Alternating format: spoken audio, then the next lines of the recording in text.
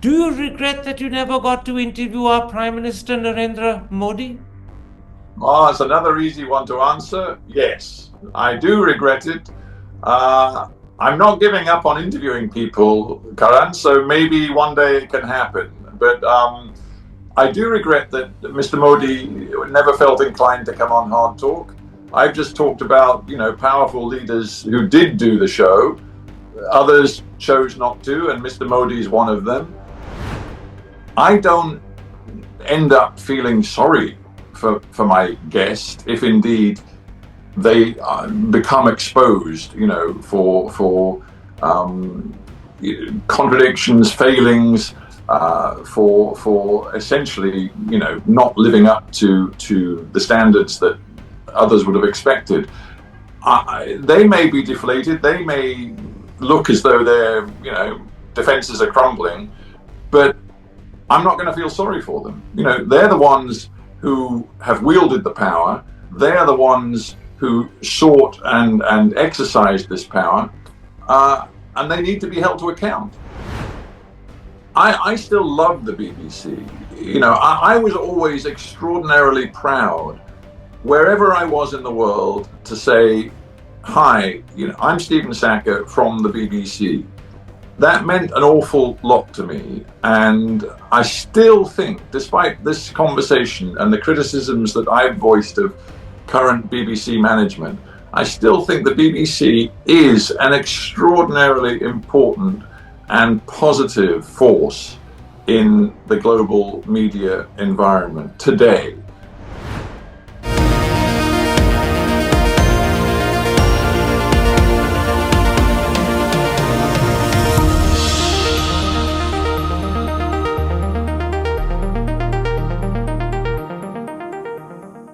Hello and welcome to a special interview for The Wire.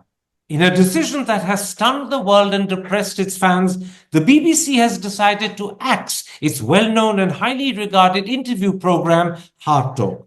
It will end in March, and that means the last episodes are presently being broadcast. The BBC says this decision has been taken as part of a cost-cutting exercise. But is the corporation in danger of sacrificing valuable viewership and influence for very little saving? Indeed, does the BBC even realize what HARDtalk represents to its international viewership? And finally, where does that leave HARDtalk's renowned anchor Stephen Sackur? What sort of future awaits him? Joining me now from London is Stephen Sackur himself. Stephen Sackur, when you first found out that the BBC had decided to axe HARDtalk, a program you've presented for 19 years, did you have any inkling this was going to happen? And if you didn't, what went through your mind? I was disappointed but not entirely shocked, Karan, when my bosses hauled me into a meeting and told me that the strategic decision had been taken to shut down the HARDtalk show. The reason I wasn't entirely surprised is that we've suffered from a series of rounds of cuts in recent years, which has seen the staffing of the show reduced. It's seen our budget reduced, and therefore our ability to travel somewhat curtailed. And there was an atmosphere in the air which suggested to me that the commitment to the show was steadily being reduced. But nonetheless, when you're finally told that the time has come, that the executioner's guillotine is going to be activated on your own program, it's still an unnerving moment. And I'm still actually reflecting on quite why the BBC bosses have shut it down. If I'm honest with you, I don't think it's just about the money. We were pretty much the most cost-efficient piece of content broadcast that the BBC does. We're a very small team. The costs of doing an interview show are not terribly high, and our show was broadcast across the world on the BBC's international news channel, but also on the BBC World Service. It was also a podcast. So if you think about the value for money of that content, it's a real achievement. It's pretty extraordinary. So it wasn't just about the money. I think it was a change in strategic direction for the BBC's news bosses as well. I want to take up many of the things that you've just said, but let's start first with that point that this is part of a cost-cutting exercise. The BBC announced at the time, I think it was in October, when they announced that they were going to shut down HARDtalk, that they were looking to initially save £24 million. But I gather HARDtalk only costs 1.2 million a year. That's Yeah. barely 5% of the 24 million. Won't the BBC be losing a lot of viewership and influence for very little or marginal saving? Well, that is a very easy question to answer because the answer is a simple yes. Yes, of course. They're losing a lot and saving very little. And I haven't disguised my feeling that this is a very serious mistake on the part of my bosses at the BBC. I've told them that to their faces. I've said it in public in a series of social media posts and in a series of media interviews I've given here in the UK, and it's made quite a lot of noise. And I have to tell you that one of the very gratifying things for me of this whole farrago is that I have had unbelievable levels of support. I mean, I say I, but the program, it's absolutely not about me as an individual. It's about the program and the form of journalism that we've practiced and believed in for so long. The support for it has been extraordinary. It's come from all corners of the world. It's come from journalists whom I respect across the world. And it's come, most importantly of all, from tens and tens of thousands of loyal HARDtalk listeners and viewers who are completely baffled and deeply disappointed by a decision which, as I said at the beginning of this answer, will cost the BBC a lot, I think, in terms of reputational damage. In fact, that's what I want to ask you, because I think the cutting of this particular program has shocked people. Does the BBC realize that for hundreds of millions who know the BBC through BBC World, they don't live in England, they live internationally in different corners, be it Africa or Asia, HARDtalk is probably the most popular and widely watched program after the news. Scrapping this program feels a bit like cutting your nose to spite your face. Yes, and so I have to reflect on what it means and what it says about the current strategies of the BBC. And I have to say that I think the people who've made the decision, who are the top bosses in BBC News and Current Affairs Management, and of course in the end this goes all the way to the very top, to the Director General, Tim Davie, they have a worldview which perhaps is not fully aware, if I can put it politely, of the impact that a show like HARDtalk has had and continues to have right around the world. And you know, I would only point you, Karan, to the impact of our recent series of interviews done in India, which had an extraordinary, level of interest, engagement, and feedback from our audience across your country. You know, as we did interviews with a senior media player, with your former Chief Justice, with a government minister in the current Modi government. We did interviews which resonated not just in India but around the world, created an enormous sort of political conversation, and it's that kind of impact that closing HARDtalk is going to see the BBC forfeit. But you know, Stephen Sackur, it's not just the impact and the influence that the program exercises that the BBC is going to lose. Even in scheduling terms, this looks like a very questionable decision. As far as I know, HARDtalk was the BBC's only one-to-one long-form interview program with one single guest and often with one single issue. Very few other channels have such programs, and I think this particular program made the BBC unique. And yet here it is, casting away its own uniqueness. Well, this is not a HARDtalk interview in the sense that much of your sentiment I'm agreeing with. I mean, and again, let me just say, I am a passionate believer in the continued importance and relevance of the long-form, forensically researched, one-on-one interview with people who hold and wield power. I think it is an extraordinarily important format. But it does depend on a few key things. It depends on an experienced production team who know how to do the research, who know how to dig deep into the particular guest of the day and to bring out all of the potential sort of challenge areas, the record of that person, the ways in which things they've done, things they've said in the past do not tally well with what they are doing at the present time. All of that requires very skilled research. So you need a team who are experienced and capable of doing that. You also, of course, need a presenter. And I was not the only presenter of Hard Talk, as you well know. Going back in the day, there was Tim Sebastian. We've also had Zainab Badawi. We have wonderful people like Mishal Hussain who've done the show as well. So you need a presenter who is capable of marshalling the research and the facts. And then you need the time in the interview to really dig deep, not just to accept the second answer of a politician who might be trying to cover up or obfuscate, but the time to really go back and back forensically and intelligently to try to dig out the truth. So what I'm saying is that format really matters. And Hard Talk was perhaps across the world's media the best example, not the only, but the best example of that format working over years and years and years and establishing a reputation, which meant that we still got access to key players who were prepared to come on the program because the program had a strong reputation. It takes a long time to build that up.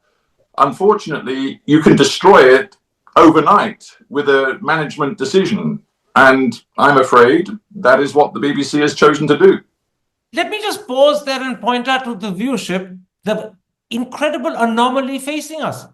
A format that made the BBC look unique because no other channel seems to have it is being thrown out of the window. It cost only £1.2 million, 5% of the 24 million cutting they're looking for. It exercises huge influence internationally. It's probably, as I said, the second most popular program on BBC World.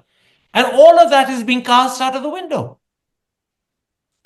Again, Karan, what I would like you to do is, and I know you've done it to a certain extent, because I know as a supporter of independent journalism that holds power to account, I know you've reflected yourself on what the closure of Hard Talk means, for the international media landscape. What I would like you to do is convey those sentiments to my bosses at the BBC, because I've conveyed them too. I'm again finding in this conversation that I'm agreeing with much of what you say.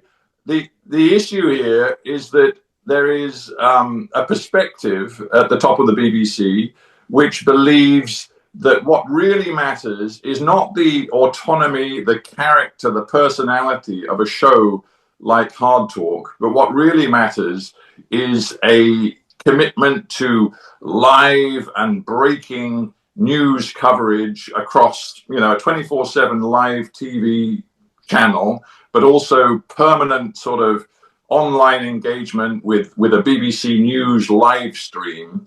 And in that, I would say preoccupation with live and breaking, they are less and less interested in autonomous, independent programs, and in particular with a pre-recorded interview format, which I think they believe doesn't fit with this constant churn of 24/7 live news. I think they are wrong. I think that audiences around the world have a deep thirst for well-researched, thought-out, analytical journalism, independent and holding power to account. And oftentimes that is not what happens in live breaking news. You need to take a step back. You need actually the time to explore ideas in a half-hour interview. So I think the media landscape around the world tells us that audiences are actually getting a little bit sick of the churn of 24/7 live news. And increasingly, with the emergence of a podcast environment and many other things, they are searching out the intelligent, the challenging, the thoughtful content. And that's what Hard Talk is, and that's what my bosses have chosen to abandon. But the truth, Stephen Sackur, is that the decision to scrap Hard Talk happened shortly after another decision to deliberately pare down Newsnight. And for the audience in India who aren't aware what Newsnight is, it used to be the BBC's primary main 10 o'clock news current affairs program. Now that's been reduced in size, it's been reduced in resources, you've been scrapped completely. Is this, in some sense, a sign of the BBC dumbing down, sacrificing rigorous current affairs for more popular and accessible stuff? Yeah, I mean, I think it's a phrase that people are tempted to turn to, dumbing down. I sort of resist it because there are still some extraordinarily gifted, talented, committed journalists at the BBC who are doing very fine work. So if I just tell you, oh, the BBC is dumbing down, I think it does a deep disservice and is a disrespect to my colleagues who are continuing to do very important journalistic work inside the BBC. I would prefer just to put it a different way. I think the BBC, in its desperation, like all media enterprises around the world, to engage with younger audiences, to find new ways through social media, through online engagement, the digital era, they are casting around for the best ways to get their content to reach as many people as possible. And I think they have lost confidence in some of the more, long form, analytical, deeply researched content. And I think they are wrong to lose confidence because I think they're misreading global audiences. As I say, I think there is still an enormous appetite for the more, if you like, the more demanding content that Hard Talk is representing. My faith in the audience is very strong, not just in the UK, but around the world. I know, and as you've said it, there is a vast audience for Hard Talk still in the tens and tens of millions around the world. I know people want proper, deeply researched accountability journalism, and that is not necessarily easy to deliver in this sort of 24/7 live and breaking news environment that the BBC is preoccupied with. I'm reminded of what you tweeted in October when news first broke that Hard Talk was to be scrapped. I want to quote that tweet to the audience. A brilliant team of producers and researchers is being disbanded, just as Tim Davie, your Director General, is trying to persuade the British government that the journalism of the BBC World Service is such a vital expression of democratic soft power that the taxpayer must pay for it. There's a contradiction there, isn't there? Yeah, there is, and it's something I continue to worry about now that the end has actually come for Hard Talk. I think the BBC still is a hugely important media player in the world, and I want that to continue. And I am more than well aware, as is the Director General Tim Davie, that there is an awful lot of other news content out there which sometimes is disinformation, is fake news, is propaganda, is manipulative. And the BBC, I would say, and I know some listening and watching this may disagree, but I would say the BBC is still a beacon of rigorous, independent and impartial standards in journalism. And I want the BBC to be in the global media arena as a very strong player with strong content, because whether we're talking about the state global media operations of China, Russia, or a whole host of other countries, if we aren't there, or if our content isn't cutting through and isn't impressing audiences around the world, they'll turn elsewhere. So yes, the BBC needs to project its values with strong brands and with strong programs, and therefore, again, I know I'm sounding very repetitive. I just think it's an act of self-harm to end a really highly regarded, respected journalistic platform and brand like Hard Talk. Hi, I'm Karan Thapar. Over the last few years, I hope you've been watching my program, The Interview on the Wire. During that period, I've interviewed doctors, politicians, businessmen, scientists, authors, and even the occasional Nobel laureate. For me, it's been exciting. I hope it's been enjoyable for you.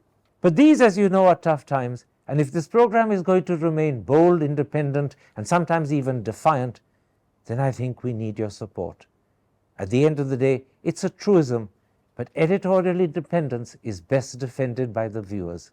So if you would like this program to remain the way it is, forthright, outspoken, and interesting, then would you consider supporting us? All you have to do is to click on the description at the bottom. But more than anything else, I hope you will continue to watch the interview. Your viewership means an awful lot to me.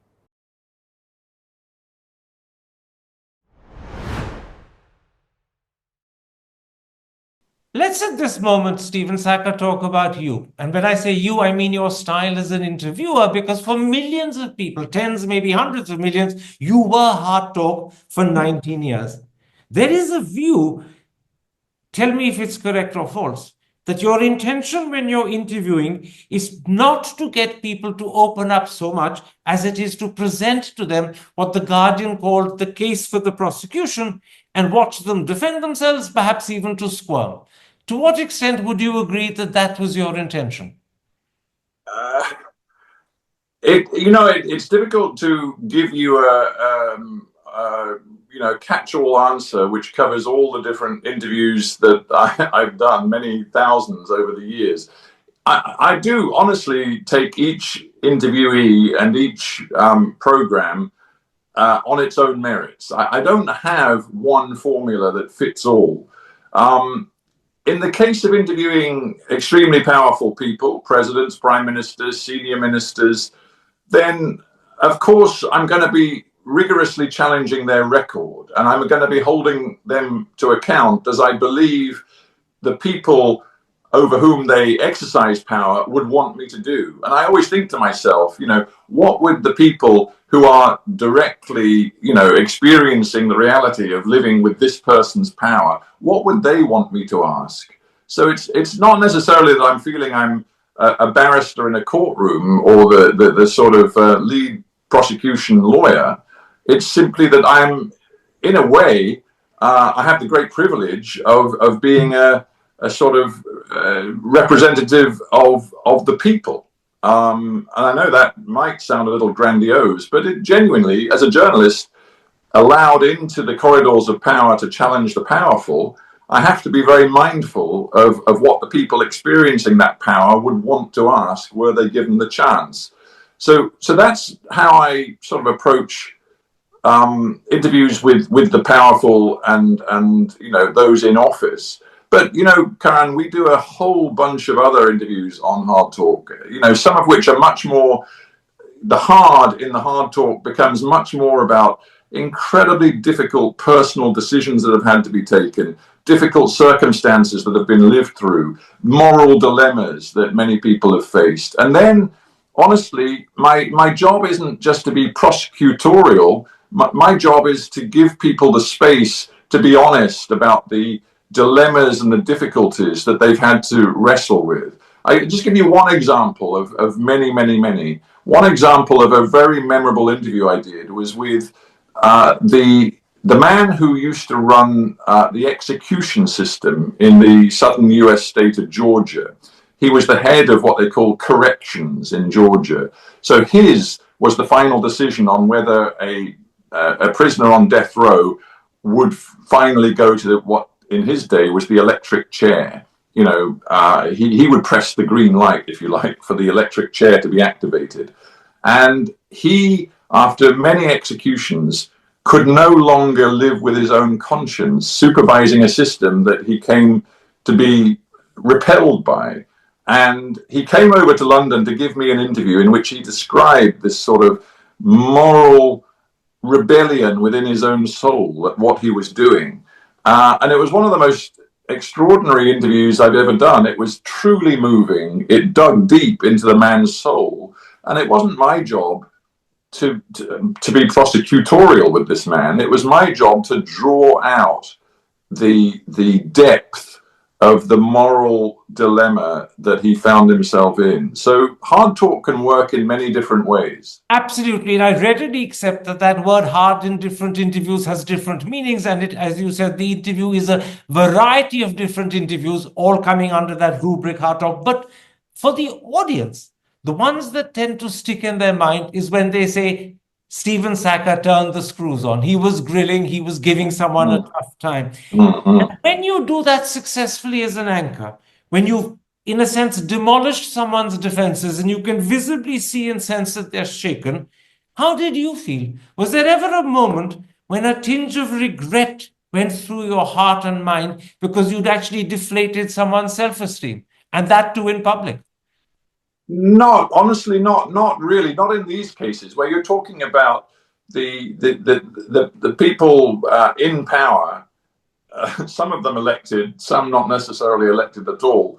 But when I'm facing them and when I'm challenging them on their record, and when I'm trying to figure out whether their self-image matches the reality, I don't, however tough I'm being, and of course I would say I'm not, generally, I'm not being tough because I'm adopting a posture. I'm being tough and challenging because I'm wielding rigorous research. You know, I'm very much evidence-based.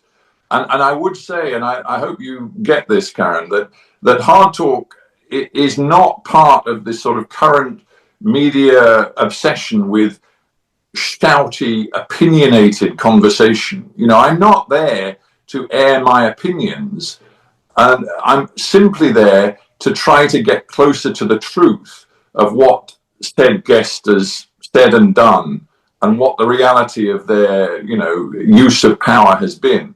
So because it's evidence-based, because I'm not investing my personal opinion, but I am simply trying to get closer to the truth, I don't end up feeling sorry for my guest if indeed they become exposed, you know, for contradictions, failings, for essentially, you know, not living up to the standards that others would have expected. They may be deflated. They may look as though their, you know, defenses are crumbling, but I'm not going to feel sorry for them. You know, they're the ones who have wielded the power. They're the ones who sought and exercised this power, and they need to be held to account. And that is simply what I'm trying to do. You know, that word accountability is at the heart of the hard talk sort of mission. Tell me, did you ever ask yourself the question, why do politicians who know they're going to be given a tough time agree to do interviews with you? Because they know that chances are they're not going to emerge smelling of roses. They're going to emerge damaged, perhaps even very severely bruited, and yet they all happily come. Do you ever ask yourself the question, what draws them to the Hard Talk studio? Yeah, of course I have. It's a fascinating question. It gets deep into the sort of, you know, the human psyche and all of the sort of complex emotions that people in power feel. You know, on the one hand, I'm sure they don't want to be questioned and challenged in areas that are difficult for them. But on the other hand, you know, many of them have very powerful egos, and they know that hard talk is a global platform which will allow them, you know, to project their power to tens of millions of people around the world listening and watching. And ego is a very powerful force in many of us. I mean, just a couple of examples. Hugo Chavez, the president of Venezuela, who, you know, increasingly as he sort of exercised power over years in Venezuela, became more authoritarian, more dismissive of his own media, you know, was more inclined to lock up political dissidents and people who criticized him. He invited me to Caracas, you know, many years ago. I guess it was about, 15 years ago now, and gave me an extraordinary interview in which he began the interview by lecturing me and wagging his finger in my face and telling me that my questions were idiotic and he couldn't believe that the BBC had sent such a fool to interview him. But in the course of a long interview, as I challenged him on, the rule of law, the independence of the judiciary, what he'd done to independent journalism in Venezuela. I think by the end of it, he actually, came to have a grudging respect for me and the level of research I brought to that interview. So it's hard to get to grips with why he would have done it, but I think in the end, ego is a strong part of it. One other quick example, the longest serving dictator in all of Africa, a guy called Teodoro Obiang in Equatorial Guinea, I have to say, one of the most corrupt, according to all independent analyses, one of the most corrupt leaders Africa has ever seen. He invited me to Equatorial Guinea to talk to him, and he rarely, if ever, gave international media interviews. I think he did it because he saw an opportunity to project himself as the big man across the world. I think maybe his advisors afterwards regarded it as a big mistake and wish he hadn't done it. But the president himself, living in his own personal bubble of sycophancy, I think he, even though I, of course, challenged him through the half-hour interview and his answers weren't terribly impressive, he came away having thoroughly enjoyed it because he'd had half an hour of airtime on the BBC, and he knew that, in no other way could he, from a very small country in Africa, reach such a massive global audience. So don't forget the power of ego.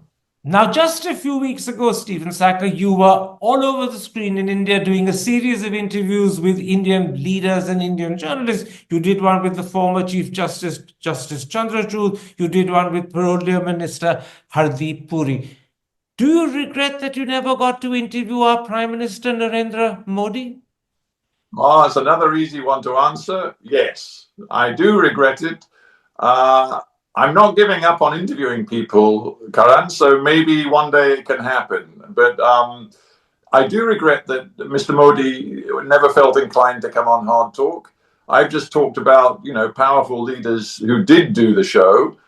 Others chose not to, and Mr. Modi is one of them.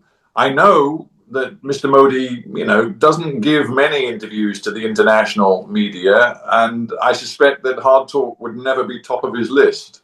But I think, as Mr. Modi wants to make India more and more of a powerful geopolitical player, then he needs to consider whether also with that desire comes, a sort of, I wouldn't say a duty, but an opportunity to project his message to a global audience. And one of the ways of doing that is to engage with, leading figures in the international media. I do know that he recently gave an interview to a sort of big player in the online media environment, Lex Friedman. I think he came over to Delhi to talk to Mr. Modi. So he's obviously thinking about the ways in which to engage with the international media. I do wish that he had, seen fit to come on Hard Talk, but sadly not. I think you've almost answered the question I'm about to ask you, but I'm asking it nonetheless to be absolutely clear and certain. I get the clear impression that you invited Mr. Modi and he declined. Yeah, we've reached out to the Indian government over years and asked if there's any possibility of interviewing Mr. Modi. And we've always got a negative response. We have interviewed, I interviewed, as you say, Mr. Singh Puri recently. The BBC has had difficulties in India, as you well know. And I think it was significant that, that was the first cabinet minister, the first ministerial interview we'd done for some time with an Indian minister. So that's a positive sign. But in recent years, we've let's put it politely, we've had some difficulties at the BBC in India. But I hope the situation is becoming a little more positive, a little easier. You said a moment ago that you're not giving up on doing interviews. The truth is, not only has Hard Talk ended, but I gather the BBC's also made you redundant. So might you be looking for another opportunity to do a Hard Talk type program on another channel? Yeah, I'm not ruling anything out, Karen. I mean, as we speak to each other, there's lots of sort of balls in the air that I'm juggling, different offers and opportunities I'm thinking about.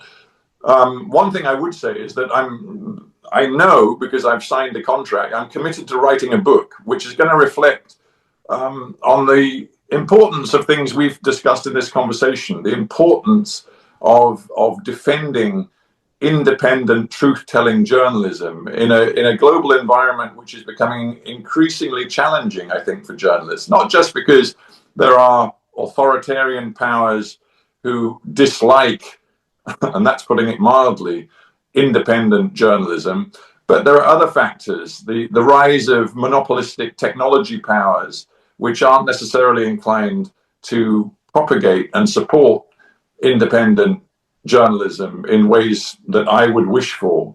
And, you know, we have to also acknowledge that even in those countries that are regarded or have been regarded as bastions of sort of democracy, like the United States, the media is under extraordinary new pressures. One only has to look at the current state of the Washington Post, the newspaper which brought us Watergate 50 years ago, to know that the media landscape is changing. So I'm going to write this book as a sort of cri de coeur, if you like, a sort of heartfelt, passionate cry for all of us, citizens of the world, to continue to support and understand the importance of truth-telling journalism. And I'm going to tell stories from India, from Russia, from the United States, from all sorts of different angles about, you know, proofs of the importance of independent truth-telling journalism. So that's number one, the book.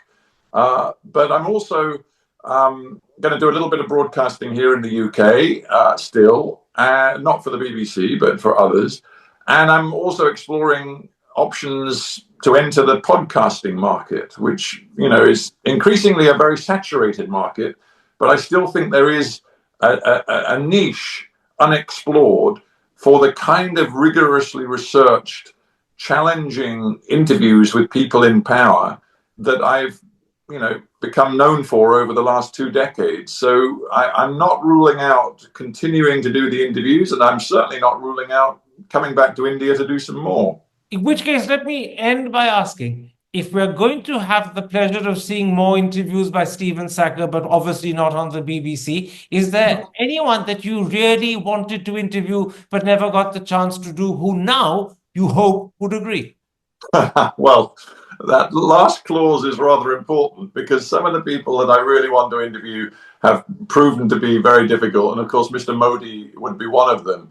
You know, many years ago, as a young man, I met Donald Trump. I was in New York as a sort of young pup of a journalist, and I interviewed him actually for radio when he was just a New York property developer. And you know, Donald Trump certainly in recent years has not been interested in doing hard talk, and I would still love to interview Donald Trump, but that I think is unlikely in the coming period. Whatever guys I'm appealing to him in, you know, I don't think that he would regard me as the sort of journalist that he would want to engage with. You know, there are lots of people around the world who I still haven't reached, who I would like to. I mean, another man that for many years I wanted to talk to was Viktor Orban in Hungary, whose record is fascinating to me. And actually, you know, when the Americans, when the Trump administration look at Europe today, the man they most admire and regard as their, you know, most constant ideological partner is Viktor Orban, you know, from a relatively small country, Hungary. So Orban is a man that I would love to spend time with and have a deep and meaningful conversation with. The problem is persuading these people to do it, because I guess I come with a bit of a reputation, and it's not necessarily a reputation that encourages them to want to talk to me. My last question. After 19 years presenting HARDtalk and an entire career with the BBC, what is the one thing more than anything else that you will miss about the BBC when you leave? That's a great question. I still love the BBC. You know, I was always extraordinarily proud, wherever I was in the world, to say hi, I'm Stephen Sackur from the BBC. That meant an awful lot to me. And I still think, despite this conversation and the criticisms that I've voiced of current BBC management, I still think the BBC is an extraordinarily important and positive force in the global media environment today. I believe that. I believe that, management styles come and go, but the BBC's place can be and will still be very important. And it's that sense of pride, I guess, that I'll miss. If I become much more of a freelancer, an independent media player, I'll live on my wits and I'll be happy to do that. And I'm really quite excited about the book and many other projects that I want to take on. But I will miss that sort of institutional pride I had in, the employer I had and the values that I believe it embodied and that I shared. So, that I say all of that with a real sense of regret because it was important to me. Stephen Sackur, thank you very much for the time you've given me. Take care, stay safe, and good luck. Karan, it's been a pleasure. Thanks for inviting me on. Hi, I'm Karan Thapar.